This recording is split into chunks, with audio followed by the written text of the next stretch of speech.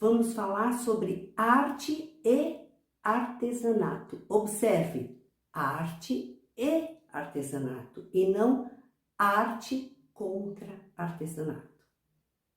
Vamos exercitar mais um pouquinho o nosso olho de artista? É imprescindível que conheçamos e respeitemos as diferenças, as similaridades, onde elas se distanciam, se complementam ou se misturam, se fundem. É importante também que o próprio artesão conheça a origem, a história e as modalidades da sua profissão. É importante entendermos que há diferenças e critérios nem sempre tão claros. Não é e nunca será questão de maior ou menor, melhor ou pior, longe disso. Falando assim rapidamente, a arte pressupõe um pensamento poético e estético que, em teoria, o artesanato nem sempre apresenta. Uma pergunta: será que um artista visual deve ter obrigatoriamente formação acadêmica? Isso pode ser bem relativo. A princípio, quanto mais conhecimento, melhor. Alguns artistas, talvez a maioria, se estruturam e fortalecem no conhecimento. No entanto, qual é a verdadeira essência da arte?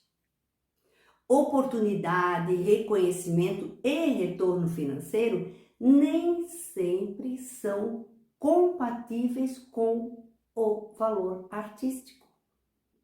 Nem todo esforço traz os resultados desejados pelo artista. Haja visto a história a nos comprovar. Ou seja, um título não garante nada. Quem segue o caminho da arte atende a um chamado sem garantias. E o que eu quero dizer com isso? Eu quero dizer que o conhecimento é importante e me refiro ao conhecimento formal, acadêmico. No entanto, não é suficiente. Há casos, inclusive, em que não é necessário ou, em alguns casos, até atrapalha. Há casos em que até atrapalha, por quê? Porque macula a personalidade do artista, pode tirar o brilho, a identidade, especialmente se nos referimos ao artista popular, o artesão, o artista ingênuo ou naif, cuja maior riqueza está na espontaneidade, na liberdade criativa, sem regras e dogmas acadêmicos. O que lida com as coisas da cultura, da sua terra, do seu povo, onde o que conta são as vivências, o conhecimento empírico, as memórias. Há que se pensar nisso, porque existem artistas e artesãos que se forjam, se estruturam de outras formas, sem o suporte do conhecimento formal, e sim e apenas num fluir natural, espontâneo, por vezes sem nenhuma pretensão.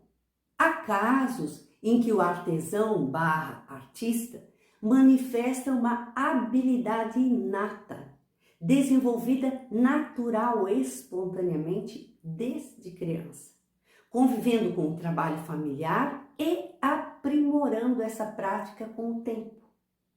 Mas essa habilidade também pode ser adquirida.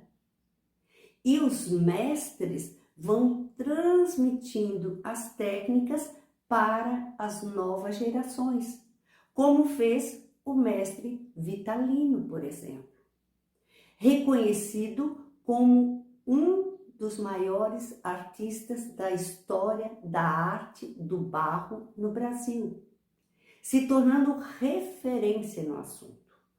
E tantos outros que executam trabalhos primorosos, ensinam e estão sempre abertos a novos caminhos, novas possibilidades e experimentações, sem, no entanto, perder a tradição. Há também casos onde o artista nem considera questões artísticas, culturais, nada disso. Apenas produz, por questões pessoais, por necessidade, sem uma racionalidade lógica, sem o objetivo de mostrar, expor ou vender. Apenas flui como um rio. É o caso, por exemplo, de Arthur Bispo do Rosário. Então, o que conta no final não são títulos ou rótulos. O que conta é o olho de artista, a alma de artista, a essência, a identidade, a personalidade, a poética, a verdade. Então, vamos pensar um pouco sobre o artesanato. A palavra ars vem do latim e no italiano ficou sendo arte, que tinha a princípio um conceito um pouco diferente do que pensamos arte hoje. Era mais direcionado para a habilidade de fazer alguma coisa, criar e produzir com as próprias mãos. Portanto, quem faz essa arte é artigiano ou artesão. Então, o artesão basicamente é um trabalhador que usa ferramentas e matérias-primas específicas para produzir objetos, alimentos ou bebidas com um caráter cultural. Sua profissão usualmente requer algum tipo de habilidade ou conhecimento especializado na sua prática. Como já vimos na história, era comum que as famílias ou guildas, que são corporações de artesãos que atuam no mesmo ramo e determinam as regras de mercado para os seus produtos, se especializassem em determinadas funções, produtos ou áreas, e que eram transmitidas aos seus descendentes.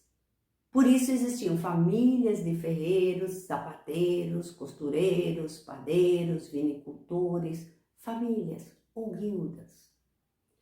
Antes da Revolução Industrial, toda a produção era realizada por essas famílias, ou clãs, ou guildas. O artesanato em si também se desmembra. Sabia disso? Então vamos considerar algumas características. 1. Tem artesanato onde as peças são replicadas, repetidas, feitas em séries, padronizadas, bem parecidas, dentro de uma mesma proposta. São geralmente objetos utilitários, funcionais, decorativos, como cestos, panelas, ânforas, esculturas religiosas, tapeçaria, mobiliário, etc. São feitas com as mãos, usando ferramentas básicas que às vezes são até desenvolvidas e improvisadas pelo próprio artesão. E tem um caráter cultural, que é caracterizado pelo quê? Pelos temas, matérias-primas, que geralmente são naturais e nativas da região, como barro, a palha, semente, capim, madeira, etc. E as peças são produzidas objetivando o quê? A venda, o sustento da família. 2. Tem artesanato que mantém todas as características mencionadas, porém, as peças são tão criativas, originais, únicas, carregadas de memória, história, impregnada da cultura popular, que transcendem os conceitos básicos do artesanato. 3. Tem o artesanato semi-industrial ou industrianato, que consiste em produções em série realizadas em máquinas, moldes e equipamentos. As peças são geralmente o que chamamos de souvenirs, lembrancinhas, reproduzindo peças iguais. Sabe essas peças que você encontra em loja de R$ 1,99, R$ 2,99, R$ 10,99? São peças feitas num molde e às vezes pintadas à mão, onde cada pessoa faz ou pinta uma parte dessa peça. É importante saber que a UNESCO, que é a Organização das Nações Unidas para a Educação, a Ciência e a Cultura, já definiu e estabeleceu critérios a respeito. É um documento bastante extenso, mas basicamente diz: artesanato é o produto produzido pelos artesãos, fundamentalmente à mão ou com o uso de ferramentas manuais. E se, porventura, usar algum meio mecânico, que mantenha a predominância da contribuição manual e que tenha um caráter cultural, com memória, história e tradição. Isso é fundamental. Outro, o artesanato consiste em peças exclusivas e originais, com caráter simbólico e cultural, onde o artesão domina a técnica em todas as etapas do procedimento, sendo capaz de transformar uma matéria-prima no produto final. No conceito de artesanato brasileiro, não é considerado artesão aquele que trabalha de forma industrial, com produção em série e predomínio de máquinas, onde cada funcionário domina apenas uma pequena parte do processo. Não envolve um processo criativo e não há valor cultural.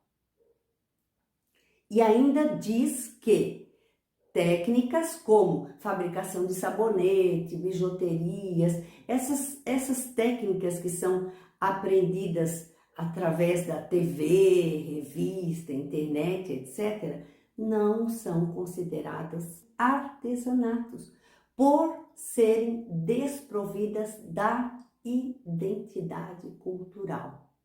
O que significa isso? Que eu posso aprender através da internet, YouTube e tal, mas eu não tenho a vivência. Eu não faço parte daquela história, daquela cultura. Então, não tem verdade. Por isso, não é considerado artesanato. Mas, se for esse o seu caso, e agora sou eu quem digo e não a UNESCO, não se chateie, porque esse trabalho pode se inserir na categoria de trabalhos manuais e tudo certo, também tem seu valor. Bom, essas são regras definidas pela UNESCO e é fundamental que o artesão comprometido conheça.